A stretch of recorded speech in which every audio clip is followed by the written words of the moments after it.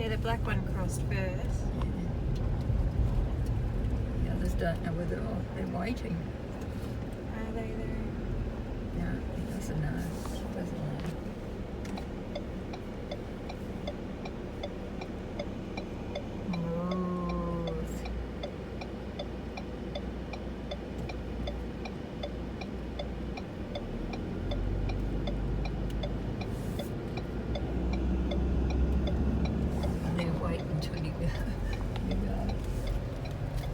Oh, they look scrawny, don't they? Not much out here for them. No, they've travelled. Today we're heading out to the Dinosaur Stampede, which is about 100 odd K outside of Winton. I absolutely loved this tour. I have put in the entire 30 to 40 odd minutes of us with the tour guide and a couple of other people in the Stampede area room. Incredible. I will not speak throughout this. I will allow you to listen because mind-blowing. Get out here to Winton for the start of the Dinosaur Trail because wow, just The wow. little bit of patch of grass that they're eating. Yeah. Well, that, yeah. You run at me.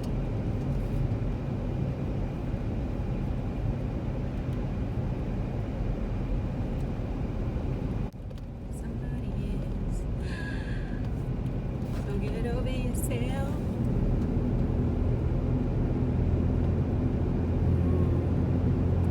Dinosaurs.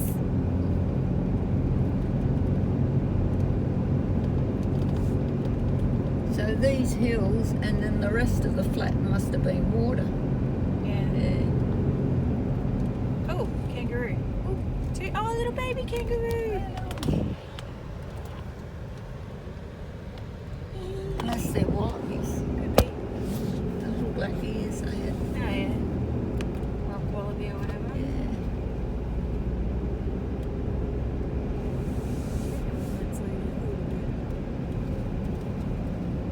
Oh, it's just been a wildlife bonanza out here Yeah, today. yeah. It's lovely, all these, mountains and everything. Yeah, I like it because they're red with a little bit of green on them. Yeah. Real cool. That looks good, doesn't it? Well, that's where the Stampede was. By the time I get this, you'll be there. Yep. No, I've got a good picture anyway.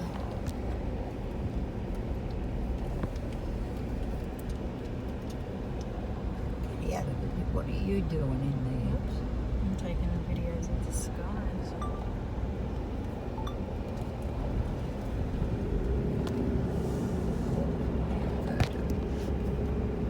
Oh, that's not bad.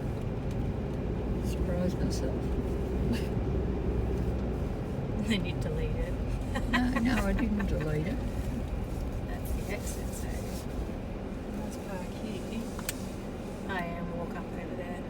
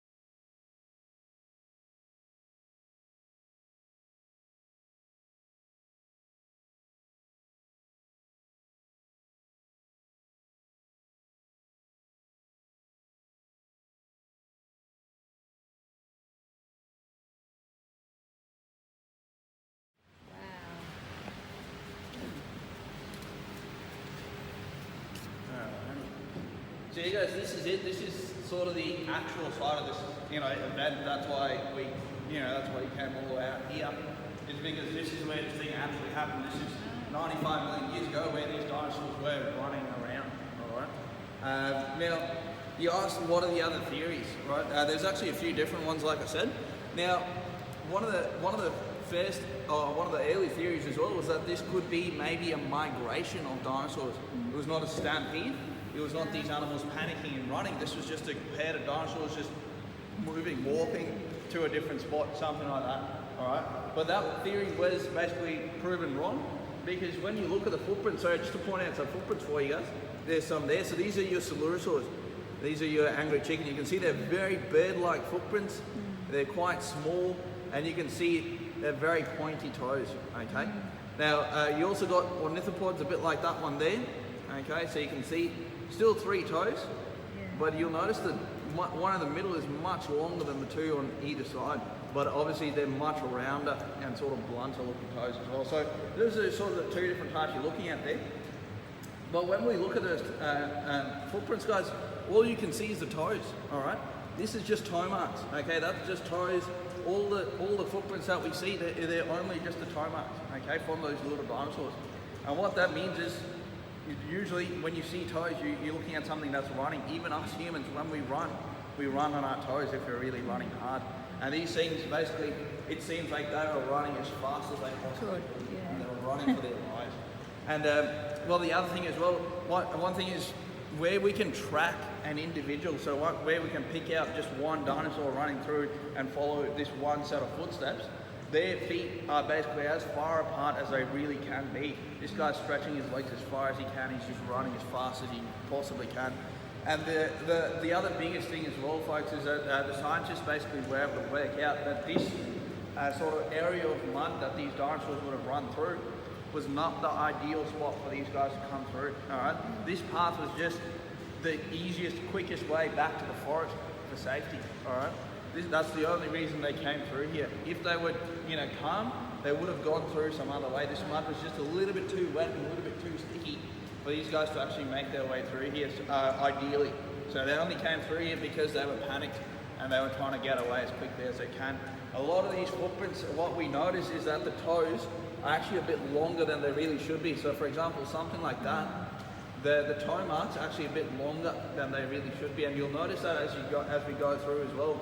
There's footprints like this here, where basically the animal hasn't been able to pull its foot out of the mud completely, so its toes have actually dragged through the mud a little bit longer. So you can imagine you've got pretty long toes, and you pull it through the ground, it actually drags through a little bit. So we can see that happening a few times as well. So that's what convinced them that it was a stampede. Okay. But yeah, there was other theories. Some of the theories were actually that this predator, see, you actually got your predator footprints here, so they start in the corner just here. But in this case, we can actually follow this guy all the way down. There's actually 11 footprints in total, and we can track it because it's just the one, obviously. But they used to think, there was actually a theory that this predator was not actually a predator. They actually used to think it was some sort of large plant-eating dinosaur, okay? Maybe a larger version of the plant-eaters that were actually part of the stampede, okay? But that theory was proven wrong as well, guys. And basically, once again, we look at the shape of the footprint, all right? And particular types of dinosaurs have characteristics in their footprints, all right, and in their feet. So essentially what we look at, I'll just turn these lights back off so it's a bit easier to sort of see them. But basically, each type of dinosaur will have a different characteristic of footprint, like I said. So there'll be a particular thing that matches up with these types of dinosaurs. So for example, meat eaters, they have that quite triangular shaped toe. So if you remember, I talked about the Coelurosaurs, the angry chickens, they are meat eaters. So their toes have that fairly triangular shape. Now, it's a bit harder to pick out with the actual predator footprint, because obviously it's a bit bigger, but you can still see it's got a definite sort of triangular shape to that toe versus a much rounder toe like some of these, okay?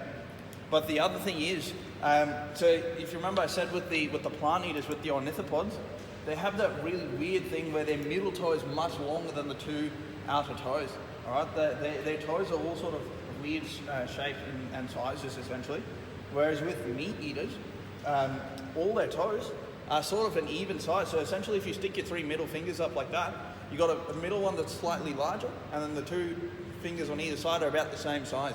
And it's essentially the same with meat-eating dinosaurs' footprints, where their middle toe is a little bit longer, but fairly proportionate to the 2 outer toes. And you'll pick it out with these footprints here. Middle toe is a bit longer, but the 2 toes on either side are still roughly, about the same size. They're still quite proportionate. And even the space in between the toes is fairly even. So you've got a space in between the toe, but it's all sort of nice and even, looks quite pretty, if you will. And it's the same with our Salurosaurs as well, okay? So even these little footprints, you'll notice that where the middle toe is a bit longer, 2 toes on either side, a little bit shorter, but about the same. Whereas with our ornithopods, you can see a much bigger middle toe, and the 2 outer toes, they're all different sizes. So in a really clear footprint, what we'd actually see is that one of the outer toes is really close to the middle toe. The other toe goes out quite wide, so you'll end up with this quite wide footprint as well. So you can see it's quite wide there as well. Versus the meat eaters, where actually the foot is longer than it is wide. Versus the ornithopods there, where their foot is actually wider, or almost as wide as it is long. So that basically proved that, this is essentially a meat eater, okay? Sort of going off tangent a little bit there, but so a few different theories that were basically proven wrong. So the theory we have here, like I said, even with the Stampede, the story of the Stampede and this hunt, it's still only a theory, all right? We're never going to be able to 100% prove this thing wrong, or right, I should say. We can't prove this thing right. We can't prove what actually happened here until we build a time machine and go back 95 million years, right? Until that point, we're never going to be able to say 100%, yes, this is exactly what happened here. But with the information we have from studying these footprints, what we can work out about what happened here, the story of what went on here, so far, basically we can't prove it wrong. So we can't prove the Stampede theory wrong so far, because with the information we have, this is what it seems to be, right? All the other theories, they have been proven wrong in some way. So you're not trying to prove yourself right, you're trying to prove yourself wrong, essentially. Okay, but so basically, what we believe is the predator made its way down through here first, and once again, so you can follow him. He goes straight, he turns to the right, and he heads off sort of in that direction down that way. All right, he heads to the right, to the back right-hand corner of the building, because that's where the lake would have been. Okay, so our predator heads off sort of in that direction down there. All right, so he's going down that way, and basically, he scares all those little dinosaurs when he gets down there. So if you imagine this herd, there's been about 150 of these dinosaurs down at the edge of that lake, and they just come down for a drink. They're just having a good time down at the lake, right? Nice time, nice cruisy day, and along comes trouble, right? He comes through here, he heads off towards the lakes, and he basically ambushes them at the lake, all right? And then, they're trapped, those little dinosaurs, they're trapped. There's a lake behind them, there's 2 rivers on either side of them. They don't have a choice, right? They probably have to get past that predator, come back through here. Quickest way back to the forest is through here, so they come running back past this way, aiming straight for that forest. All right.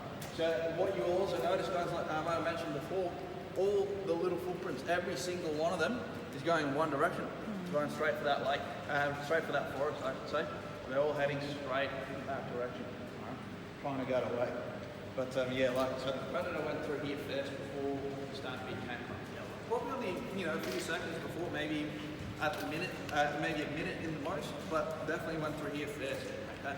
And I can actually prove to you how we know that. Okay? And that evidence is in this footprint here. Okay? So there's a way we can actually tell the sequence of events, the timeline of what happened here. Which one was here first, which one was here after. Alright? Now what I want you to do, guys, is actually have a look inside of this footprint. You'll actually be able to pick it up just there. Oh yeah, a little. There is a little footprint inside the big one. Okay. Now what this obviously tells us is that the big footprints were there first, because then the little dinosaur stepped inside the big one, left its own tiny print over the top, if you will, right? Just about there. Yeah. Okay. So we're building a timeline essentially. We're building this sequence of events, and basically, a general rule of thumb with footprints and tracking essentially is your thing at the bottom was the first thing there, right? So essentially, the big footprints were left first, and then as the little dinosaur was going past, he's actually stepped inside over the top, if you will, of the bigger footprint, left his own tiny print in there. So it tells us that the predator was here first, before the little dinosaurs came past the other way. It's the same with the lines as well. So if you can see the lines here, These are actually drag marks from vegetation that have been made once again before the stampede and even before the predator went through here as well, probably a few days before. There was this flood that came through the forest, washed a whole bunch of debris, tree trunks, logs, branches, whatever it is, and washed it all down to the lake. Right? So basically the flood's come through, it's picked up something big, something heavy, something like a heavy branch, and washed it down to the lake, and obviously it's dragged through the mud and left those big lines there, okay? And you can see it looks like something's literally just dragged through the mud, it's stuck in the mud and just dragged through it. And well, like I said, we see the footprints over the top of the lines, the big footprints and the little ones are over the top of the lines, so the lines were there first, okay? So you can pick all that sort of stuff out. Yep. What's that in the middle? The green thing, or the island itself. The island itself, that's actually a little bit of an accident. So when they were digging, they actually didn't do it in just one go, one end to the other. They kept stopping and starting. What they actually did was they would have started around this side here. So this is this first edge here. This is where they originally would have started. And where you can see the edge, that's the natural edge of the hill. So that's the slope of it. So basically they started on the side of the hill and just started digging in from the side. And they literally just uncovered this area here to start off with. Alright? And that's what they stopped, they finished there. Alright? They didn't actually find the large footprints to start with. Alright? They found that a bit later on. But eventually they obviously came down this way and well, they thought they were done. They were cleaning, they were getting ready for research. But someone was cleaning what they thought was a pothole. And they realised, hang on a second, that's a bit of a funny shaped pothole. Turned out they'd found a large footprint, and it would have been probably one of the first couple of ones down here. All right. So what they realised is it was coming this way, so they started digging down this way. So they came down this way. You imagine this section here is still not dug up. All right. So they came down this way, following the footprints. Now the big footprints end just about here. All right. They end down here. Okay. But they figured, what if it goes a bit further? So they kept digging up to about there. Obviously didn't find anything. So they thought, what if it went back that way? So they went down there. Obviously didn't find anything, but then they realised, oops, we've actually left. We just dug in a circle and we left a bit in the middle, a bit of an accident. But what they decided to do, they actually decided, all right, we'll leave it there. We won't dig it up, we're going to leave it. Because the fact is, we know there are definitely footprints under that and the little island. Okay, you can watch the footprints go on one side, and then you can watch those footprints come out the other side. Okay, so we know they're definitely there. But the fact is, they sat under that is the original rock. They sat under that rock for 95 million years. And obviously they were perfectly It's not going fine under anywhere. that rock. Yeah. So the fact is, we can leave them there. The only damage started happening to these footprints after we dug it up. Right? So they're going to be fine under that rock. They'll sit there for a couple more years is essentially the idea. It's a bit of an insurance policy. It's a bit of a safety net. Right? Because if something really bad happens to the ones we have now, we know there's more there that we can come and dig up. It's the same with the back of the hill. Obviously that's just where they stopped there. But there are plenty more footprints. If we were to continue to follow this same layer of rock through into the back of the hill, we'd find more. But the fact is, and what the paleontologists believe is that it's going to be more of the smaller footprints. Right? We already have plenty of those. There's over 3,000 of them. All right? So we don't really need any more at the moment. So we'll leave them. They're fine. If we need them later on, we can leave it to future generations. They can decide, yep, we need it now. They'll come and dig it up. But for now, we don't really need it. So we'll just leave it as it is. Okay, so that's essentially the accident that turned into a bit of an insurance policy. Okay. But, no, not a silly question at all. No, but yeah, no, definitely not. So this footprint just here, come That in. one there? Nope, up at that one, come back with your light. Yep. Down a little bit, down a little bit. That one. That one? Is that the plant-eaty one? That would be probably a plant eater. Yeah. Yep, that's a good spot. Yeah, so actually, Just looks so it like a would have good been one. probably a smaller size, Yeah. but obviously because the way he's obviously put his foot down in the mud, and the mud's obviously a bit wetter there. So it seems to be where he's actually dragged, his foot sunk a bit, and then obviously had pulled it out of the mud and left a bit of line. But yeah, it's probably one of the ornithophoids here, the plant eaters. Yeah, definitely right. Good spot. So here we have obviously the predator here, but this is where he begins that turn. So when you track him, he's coming fairly straight. But like I said, he ends up down here next to the walkway. Right? So he does this turn starting here. Right? Now you can see the reason they believe that's the beginning of the turn is, one thing you can see, it's a very messy footprint. What they actually, if you actually have a look close at that footprint, what you'll notice is it's actually a double footprint, where the foot's actually gone into the mud and then actually turned a little bit, so it's left a sort of double mark. Probably easiest to see in this middle toe, where you can see there's a claw mark or well, you know, the mark where the foot's gone into the mud just there on one side. There's another mark just here on the other side of the foot. So essentially what the predator's done is he put his foot down in the mud, he's actually turned his foot, he's done a little pivot there, just a little spin as he's kind of makes it down there. But the domestic footprint in general, but yes, you can see there's a sort of double imprint there. But what he does is he actually puts his other foot down here to keep his balance. Okay. So he probably has a quite a quick turn, a split second decision to make that turn. So throwing him off balance a little bit. So this is a very faint footprint, but it is definitely a footprint from the post rock. Okay, you can see the three toes there. So he's just barely put his foot down there, just keeping his balance as he makes the turn. Obviously lands properly there on the right. And then he makes that turn properly, now he's making that corner, comes down the space. So we've got number 9, 10, and 11. Like I said, just down the corner. So he's making his way down this way now.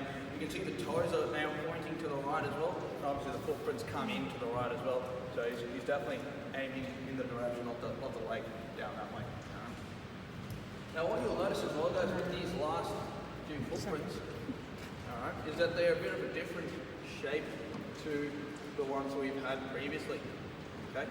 So if you look at sort of say that one versus that one, they're a bit different. Alright? Okay? So the footprint has changed shape, means the dinosaur has changed the way he's putting his foot down into the ground. So obviously he's changed the way he's moving. Right? And what you might notice is its toes. Okay, you can see the toes, right? But you can't see that back part of the foot. You can't see this area here, the heel, essentially. Yeah, so he's gone up on his toes, right? And if you remember, I talked about with the little ones, when you go up on your toes, you're moving a bit faster, a bit harder. Even us humans, most animals in the animal kingdom will do that. Okay, you've gone up on your toes. So at this point, we say the paleontologists believe that the dinosaur started accelerating, speeding up now. So he's not gone through a full sprint mode just yet, but he's speeding up, getting up to that pace. Right? He would have probably topped out around about maybe 20, 25 k's an hour, which is not very fast, but all he had to do was outrun his prey, and all his prey would have maybe topped out about 20 k's an hour. Even the biggest one, at least. The small ones would have been much, much slower. But yeah, so but he was definitely picking up speed. He's getting into that mode basically. Now, even better, this last footprint, so you can see the footprint there. But what you might notice behind the footprint is all this mud that's sort of pushed up behind the footprint. Okay, you can see where the dinosaurs essentially now started pushing off the ground harder and harder, and he's kicking up a bit of extra mud behind his foot. The mud sort of gets pushed up there as he's moving along. Okay, so he's pushing off the ground harder and harder, putting more and more force into the ground as he sort of keeps going. Okay, so that's sort of what you can see there with that last footprint. But yeah, unfortunately, that is the last footprint. So after this point, we don't know what's happened. Okay. Yeah, the layer of rock ends literally just under the walkway we're under now. Okay.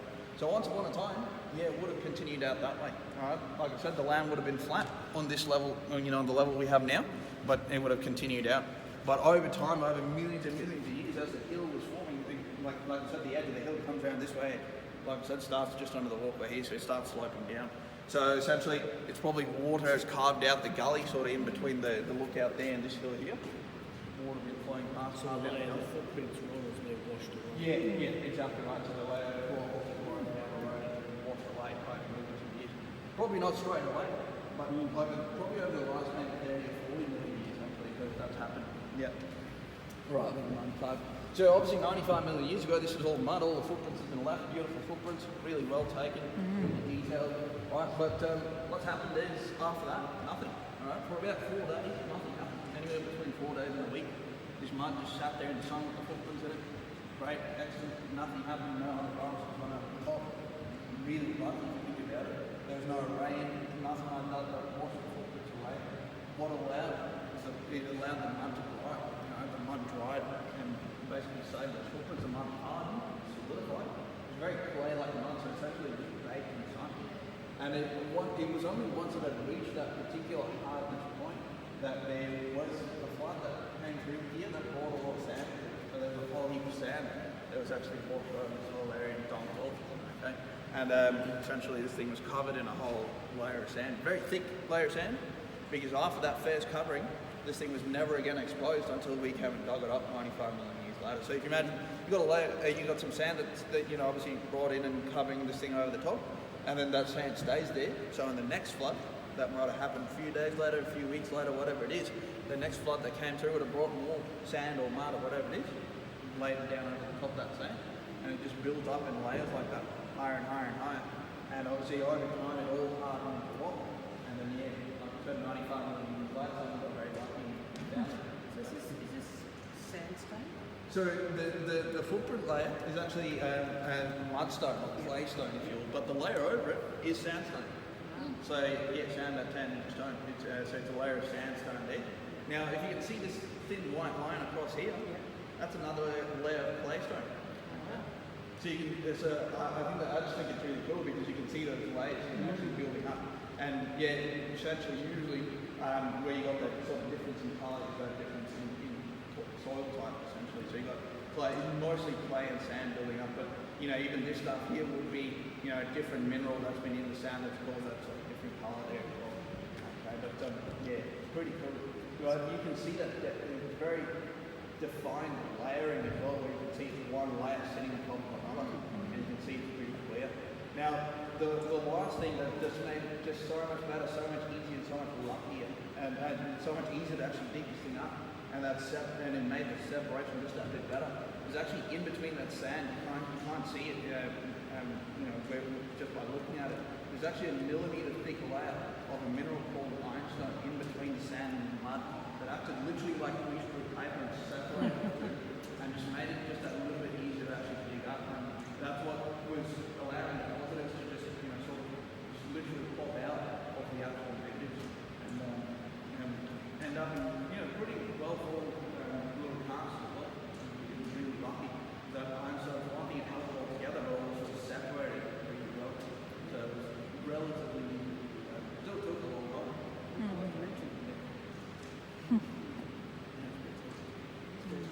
These things here, are these just little holes in there?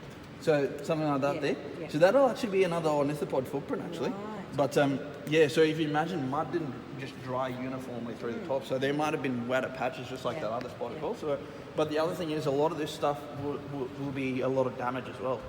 Okay, so particularly from that wall collapsing, so stuff like this, and a lot of this cracking you can see here, and so that's your repairs there. We can see that smoother patch as well. So I mean, this would probably be just an ornithopod footprint that was put in wetter mud. It's a bit harder to see because there's a light here that's going down rather than coming out from the side, so you can't really see it as well. But yeah, that'll just be an ornithopod footprint now. And the lake was where? How far away from here?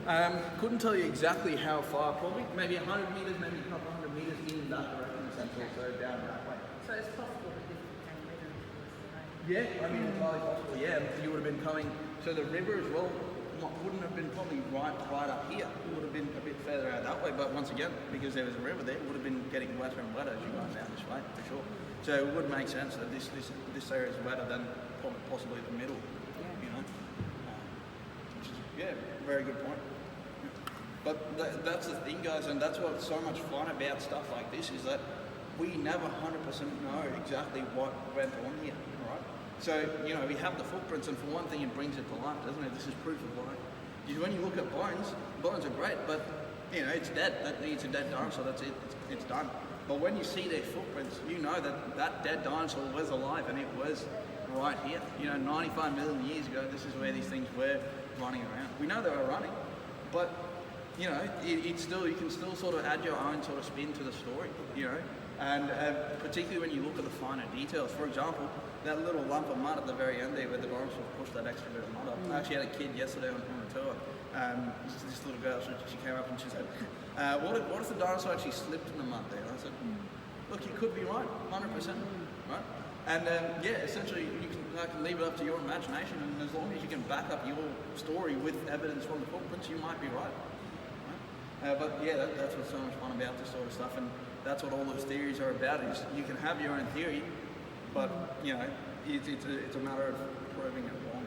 And like I said, the story of the Stampede and the theory of the one, that's the one that just hasn't been proved wrong just yet. We might in the future. We might come up with some new information. That technology is evolving all the time, so we might figure out some new information about what happened here. We might change the theory about. it's probably hiding under the island. I mean, yeah, you're not wrong. There could be something completely different in the back of the hill as well. I'm extremely curious about what. Oh yeah, they should dig it all up. Unfortunately, at this point in time, there are no plans to dig it up. They have said that the island in the middle they could if they really want to, they could dig it up, but there's really nothing for it. Exactly. Yeah, exactly. Yeah, starting to dig in again.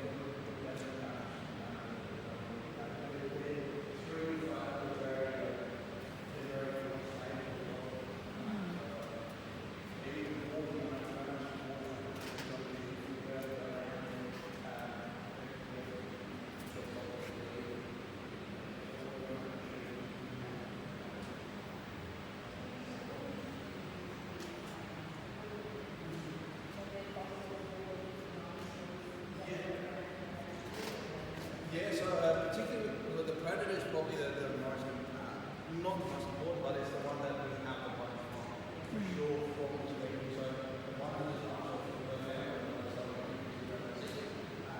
and so that's one of the reasons we believe it to be this particular type of dinosaur. With the smaller ones, there have been bits and pieces of bone found, not so many in and around, but definitely around Australia. There have been bones and bits and pieces found in the so we know that one of the country, unfortunately they haven't found too much of it, particular dinosaurs, but they usually have a footprint, and that is a footprint matches, say a footprint from the dinosaurs. It's the same, compared to other dinosaurs around the same sort of thing, you have a thing,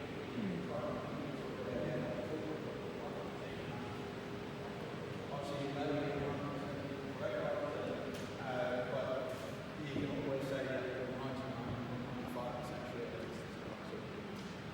So the predator is banjo. Yeah. So we usually have all footballs with badger. We usually, so that little model there, that little model badger. Okay.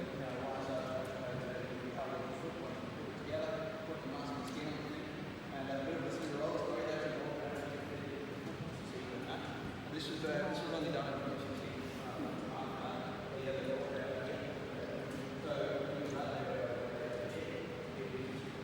Very well.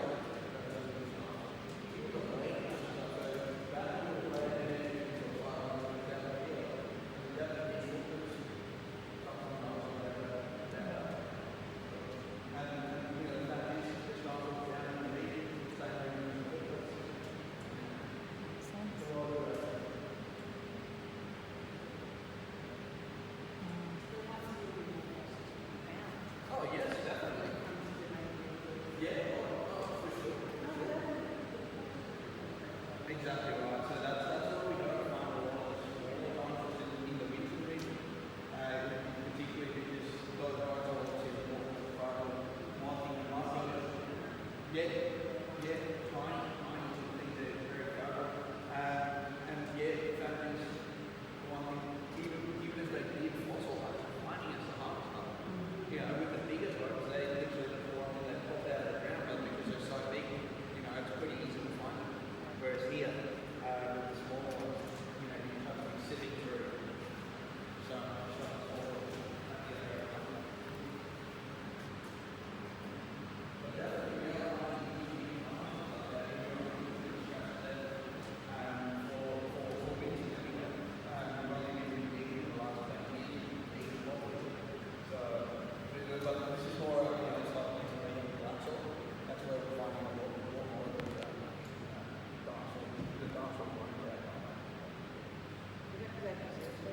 Yeah, pretty much. So the soil is much more conducive to it, so which is much good. So everything for fossilization, everything else is just right.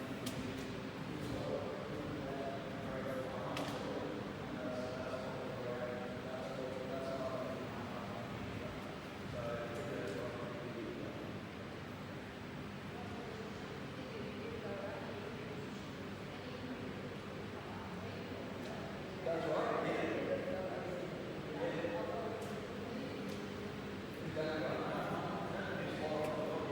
It's much easier to eat small than a bigger.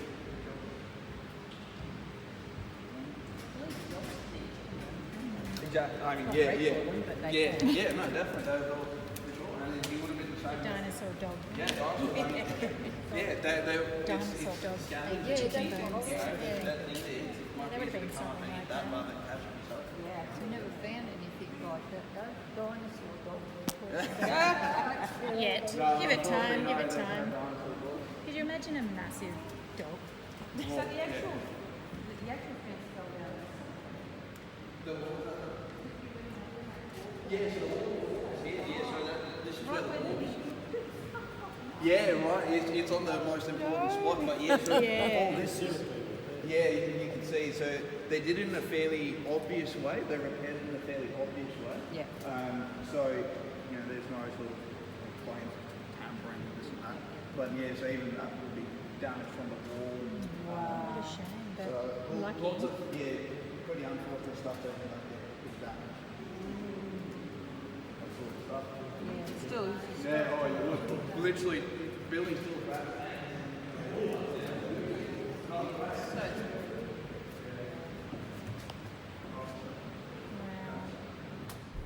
How awesome is that? That's the end of the tour. Now I'll take you outside to check out some more little rock wallabies. They're everywhere.